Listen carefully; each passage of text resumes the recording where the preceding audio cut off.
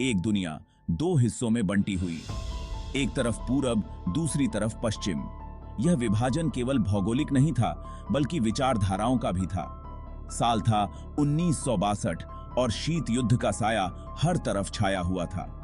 यह वह समय था जब दुनिया दो ध्रुवों में बंटी हुई थी और हर कोई इस संघर्ष के परिणामों से चिंतित था। अमेरिका और सोवियत संघ विचारधारा की लड़ाई में आमने सामने थे। दोनों देशों के नेता जॉन एफ कैनेडी और निकिता ख्रुश्चेव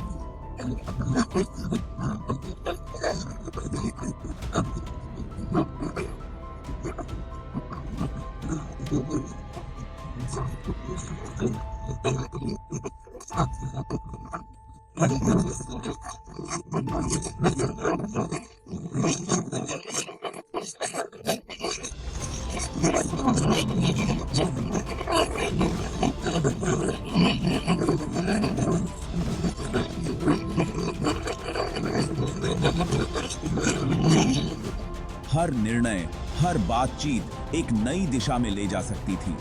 हथियारों की होड़ एक भयानक साया बन गई थी और यह होड़ केवल संख्या में नहीं थी, बल्कि विनाश की क्षमता में भी थी। दोनों महाशक्तियां और भी शक्तिशाली हथियार बनाने में धन और संसाधन लगा रही थीं। यह एक अंतहीन दौड़ थी जिसमें कोई भी पीछे नहीं रहना चाहता था। अंतर्महाद्वीपीय बैलिस्टिक मिसाइलें यानी आईसीबीएम पूरी दुनिया में परमाणु हमला कर सकती थीं।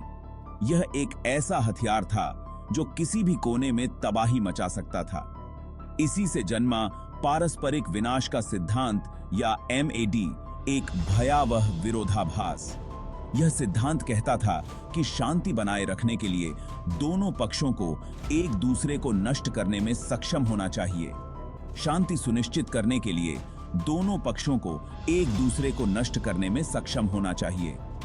यह एक ऐसा संतुलन था जो बहुत ही नाजुक था। संदेह और भय का यह माहौल अंतर्राष्ट्रीय संबंधों के हर पहलू में व्याप्त था। हर देश, हर नेता, हर निर्णय इस तनाव से प्रभावित था। कोरिया और वियतनाम में छिड़े युद्धों में दोनों पक्ष अपने अपने सहयोगियों का समर्थन कर रहे थे। यह संघर्ष केवल दो देशों के बीच नहीं था, बल्कि यह एक वैश्विक संघर्ष था। जासूसी और छल आम बात थी। हर देश अपने दुश्मनों की गतिविधियों पर नजर रख रहा था और हर कोई एक दूसरे पर शक कर रहा था। दुनिया देख रही थी, सांसें थामे हुए। हर कोई जानना चाहता था कि अगला कदम क्या होगा और क्या यह कदम दुनिया को विनाश की ओर ले जाएगा। क्या शीत युद्ध कभी पिघलेगा? क्या यह तनाव कभी खत्म होगा? यह सवाल हर किसी के मन में था। या यह एक ऐसे विस्फोट में बदल जाएगा जो हम सबको खाक कर देगा? यह एक ऐसा डर था जो हर किसी के दिल में बसा हुआ था। क्यूबा मिसाइल संकट तनाव की इसी आग में से निकला था। यह वह समय था जब दुनिया एक परमाणु युद्ध के कगार पर थी। यह शांति की नाजुकता और तबाही को रोकने के लिए काम करने वालों के साहस का प्रमाण था। यह उन नेताओं की कहानी है जिन्होंने दुनिया को विनाश से बचाने के लिए अपने जीवन को दांव पर लगा दिया।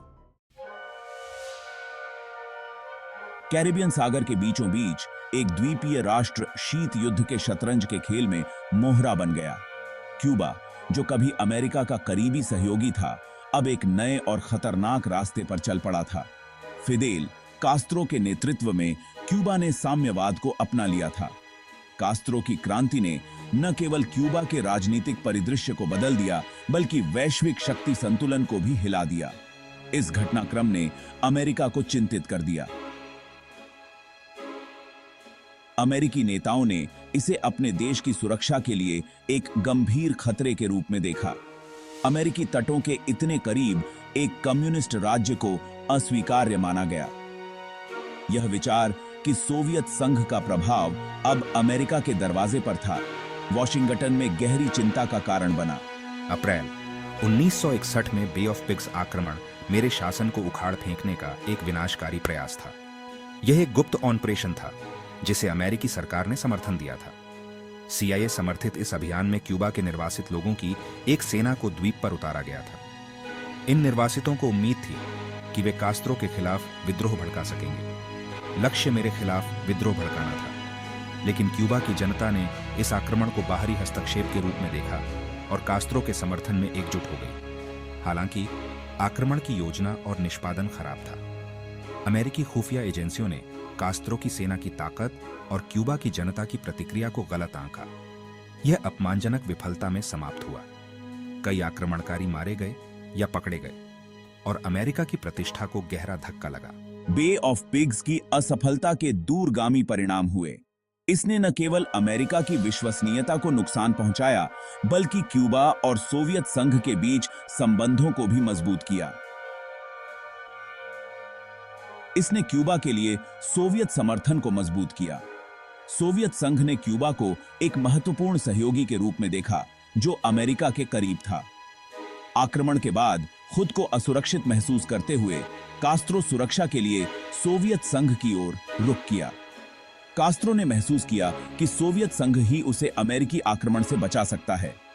सोवियत प्रीमियर निकिता क्रुश्चेव ने शीत युद्ध में अपने देश की स्थिति को मजबूत करने का अवसर देखा। उन्होंने क्यूबा को सैन्य सहायता प्रदान करने का निर्णय लिया। वह क्यूबा को सैन्य सहायता प्रदान करने के लिए तैयार हो गया।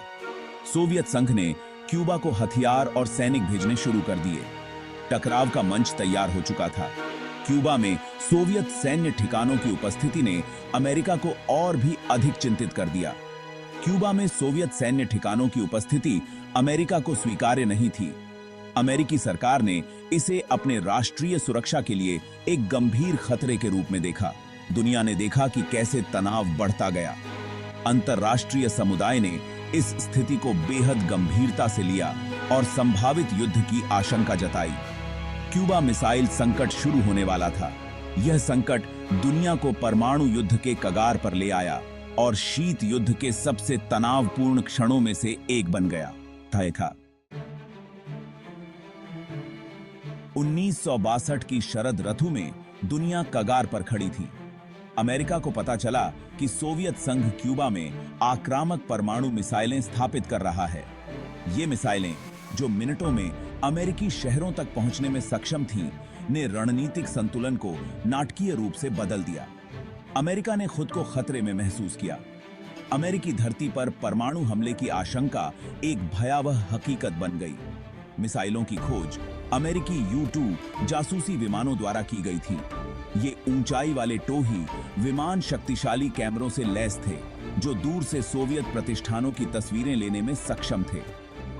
14 अक्टूबर 1962 को मेजर रिचर्ड हेसर द्वारा संचालित एक U-2 ने ऐसी तस्वीरें खींची जिन्होंने अमेरिकी सरकार में सदमे की लहरें भेज दी। तस्वीरों में साफ तौर पर क्यूबा में सोवियत मध्यम दूरी की बैलिस्टिक मिसाइलों को असेंबल किया जा रहा था। मिसाइलों की खबर ने अभूतपूर्व पैमाने के संकट को जन्म दिया। राष्ट्रपति जॉन एफ कैनेडी और उनके सलाहकारों को एक विकट दुविधा का सामना करना पड़ा। सोवियत उकसावे का अमेरिका को क्या जवाब देना चाहिए? दुनिया ने अमेरिकी प्रतिक्रिया की प्रतीक्षा में अपनी सांसें थाम रखी थी। लाखों लोगों की किस्मत अधर में लटकी हुई थी। क्यूबा मिसाइल संकट संयुक्त राज्य अमेरिका और सोवियत संघ के बीच 13 दिनों का तनावपूर्ण गतिरोध, गुप्त बैठकों, तनावपूर्ण बातचीत और परमाणु युद्ध के निरंतर खतरे के बीच सामने आया। यह संकट एक ऐसे समय में आया जब दुनिया पहले से ही शीत युद्ध के तनाव से जूझ रही थी। दोनों महाशक्तियों के बीच अविश्वास और प्रतिस्पर्धा की भावना चरम पर थी। 16 से 28 अक्टूबर 1962 तक की यह अवधि मानव इतिहास में सबसे खतरनाक समयों में से एक है। इस दौरान हर दिन एक नई चुनौती और हर रात एक नई चिंता लेकर आती थी। दुनिया के हर कोने में लोग इस संकट के परिणामों को लेकर चिंतित थे। दुनिया ने अपनी सांसें थामे हुए देखा, क्योंकि दो महाशक्तियां विनाश के कगार पर खड़ी थीं। हर कोई जानता था कि एक गलत कदम पूरी मानवता के लिए विनाशकारी साबित हो सकता है। टीवी और रेडियो पर हर खबर को लोग बड़ी उत्सुकता से सुनते थे। 13 दिन और रात तक पूरी दुनिया की सांसें अटकी रहीं। हर गुजरते दिन के साथ तनाव और बढ़ता गया। लोग अपने दैनिक जीवन में भी इस संकट की छाया महसूस कर रहे थे। परमाणु युद्ध का खतरा हवा में मंडरा रहा था। हर कोई जानता था कि अगर युद्ध छिड़ा तो इसके परिणाम कितने विनाशकारी हो सकते हैं। यह एक ऐसा समय था जब हर कोई अपने भविष्य को लेकर अनिश्चित था। लाखों लोगों की किस्मत कुछ लोगों के फैसलों पर टिकी थी। राष्ट्रपति कैनेडी और उनके सलाहकारों पर भारी दबाव था। उन्हें हर कदम बहुत सोच समझकर उठाना था।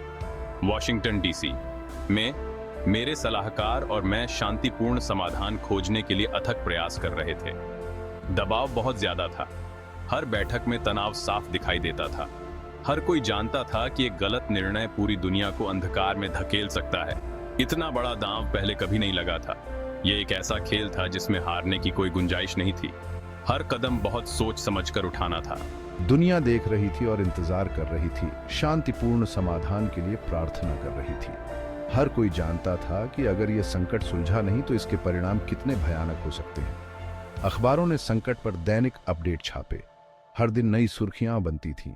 लोग हर खबर को बड़ी उत्सुकता से पढ़ते थे। परिवार अपने रेडियो के आसपास जमा हो गए, कोई भी खबर सुनने के लिए। हर कोई जानना चाहता था कि आगे क्या होने वाला है। रेडियो और टीवी पर हर खबर को लोग बड़ी उत्सुकता से सुनते थे। तनाव साफ दिखाई दे रहा था। हर कोई चिंतित था। लोग अपने दैनिक जीवन में भी इस संकट की छाया महसूस कर रहे थे। क्यूबा मिसाइल संकट शांति की नाजुकता और परमाणु युद्ध के भयानक परिणामों की एक कठोर याद दिलाता है। यह संकट हमें यह सिखाता है कि शांति कितनी महत्वपूर्ण है और युद्ध के परिणाम कितने विनाशकारी हो सकते हैं। मुझे वे दिन अच्छी तरह याद हैं।